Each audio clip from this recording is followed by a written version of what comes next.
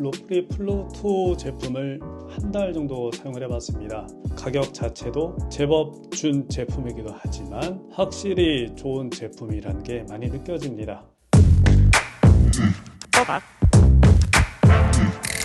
제가 구매했던 제품은 로프리 플로우 2 펄스 축이었죠.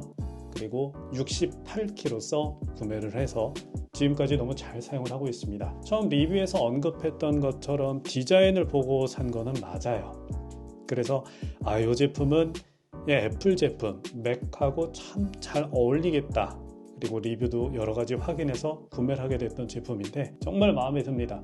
지금까지 사용하면서 장점이 더 많았던 제품이라 느껴져요. 원래 사람은 좌우 대칭하고 이 정갈하고 이쁜 것을 좋아하게끔 되어 있죠. 우리가 이 미인에 대한 기준을 잡을 때도 좌우 대칭이나 눈, 코, 입 이런 위치를 보고 판단을 하잖아요.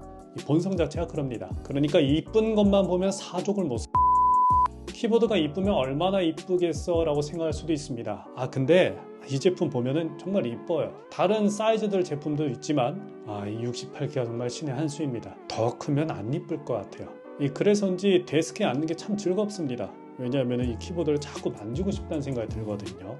그리고 타이핑도 더 많이 하게 됩니다. 처음에 이 제품을 봤을 때 이 로우 프로파일이죠. 그래서 바닥을 치는 느낌이 좀 나지 않을까 그런 우려도 좀 있었거든요. 전혀요. 아주 매력적인 키감입니다. 특히 이 펄스 축은 갈축하고 비슷한 느낌이 나는데 사실 조금 더 묵직한 느낌이지만 확실히 구분된 키감이에요. 타이핑 느낌도 아주 제대로입니다. 키보드가 얇고 이 두께감이 좀 없다 해서 타이핑까지 안 좋았다 한다면 20만 원 돈이 아까웠겠죠. 전혀 아닙니다. 독거미 키보드를 만져보고 참 대단하다라고 느꼈었는데 로프리 플로우 2 같은 경우는 소재, 마감, 그리고 타이핑 그냥 가성비라 하는 독거미 키보드를 압살하는 수준이에요. 집에도 독거미 키보드 2개가 있거든요. 그런데 먼지만 쌓여가고 있습니다. 대부분 기계식 키보드들은 제품을 출하할 때에 윤활이 되어서 나오잖아요. 이후에 그 윤활이 좀 떨어지면 다시 기름칠을 좀 해줘야 되죠. 로프리 플로우 2 제품은 타이핑 하면 할수록 더 부드러워집니다. 이 클라우드 시리즈 스위치의 브레이크인 과정과 마운트의 폼 댐핑 구조 때문이라 하는데 브레이크인 효과는 스위치 내부 마찰에 있어서 처음에는 좀 뻑뻑한 느낌이 들죠. 근데 이게 사용하면 사용할수록 윤활제가 고르게 퍼진다고 하는데 이 로프리 플로우 2의 폼 스템과 정밀 하우징은 이걸 제대로 맞췄습니다. 디자인을 보고 샀지만 타이핑을 하면서 확인해 보니까 역시 이것 때문에 가격이 20만 원대구나 하는 게 느껴지네요. 아주 결정적인 로프리 플로우 2의 메리트가 되겠습니다. 그래서 이 장시간 필요 없이 타이핑을 할 수가 있었어요. 이게 직접 체감을 해보니까 확실히 좀 다릅니다. 자, 그러면은 이게 단점은 없었을까? 처음에 이 제품을 접하게 되었을 때에 그리고 다른 많은 리뷰어분들이 공간에 대한 부분을 참 왜 이렇게 만들었을까? 디자인적인 요소로 좀 별로다라고 이야기들을 많이 했습니다. 그래서 저도 좀 우려를 했었고 실제 사용하면서 불편하지는 않았을까 싶었는데 사람은 적응의 동물이거든요. 이렇게 되어 있잖아요. 근데 나중에는 이렇게 마우스를 쓰면서도 알아서 피합니다. 의식적으로 알아서 쓰게끔 되어 있더라고요. 그래서 특별한 불편함은 없었습니다.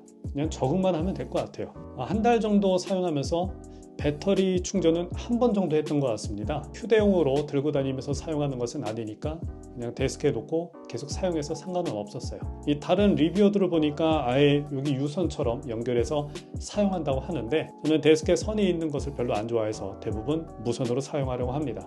여기 지금은 꼽아놨거든요. 그 이유에 대한 부분은 조금 이따가 다시 설명을 드리고요. 여기 우측에는 볼륨 컨트롤하는 부분이 있지 않습니까?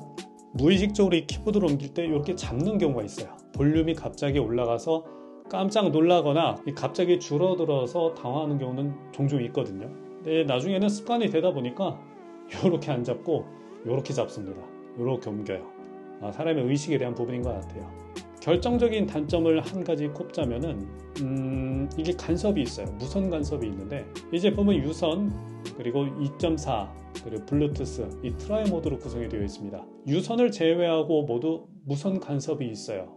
저는 맥스튜디오 M-Max 모델을 사용 중인데 처음에는 2.4기가 USB 무선 동굴로 연결해서 사용을 했었습니다. 그런데 파이널 컷을 편집하면서 이 키보드 오류가 생기거든요. 누르지도 않은 키가 계속 입력이 되는 거죠. 그러니까 요거 키를 막 치다가 어떤 키가 특정 키가 계속 입력이 쭉 되고 있는 거예요. 이게 예전에 무선 키보드 모델들에서 보여줬던 무선 간섭에 대한 입력 오류인데 다른 곳을 통해서 확인을 해보니까 USB 동글을 버전 2.0으로 꽂아서 사용해야 한다 하더라고요. 맥스튜디오 M1 Max 모델 같은 경우는 USB-A 포트 자체가 모두 3.0으로 세팅이 되어 있기 때문에 쓸 수가 없었습니다. 차라리 그냥 블루투스 모드로 좀 사용하자 해서 변환을 해서 사용을 했는데 역시나 무선 간섭이 있습니다. 근데 유독 이 파이널 컷 작업을 할 때만 그래요. 블로그 글을 쓰거나 서핑 시에는 전혀 그런 일이 없는데 유일하게 파이널 컷에서만 그럽니다.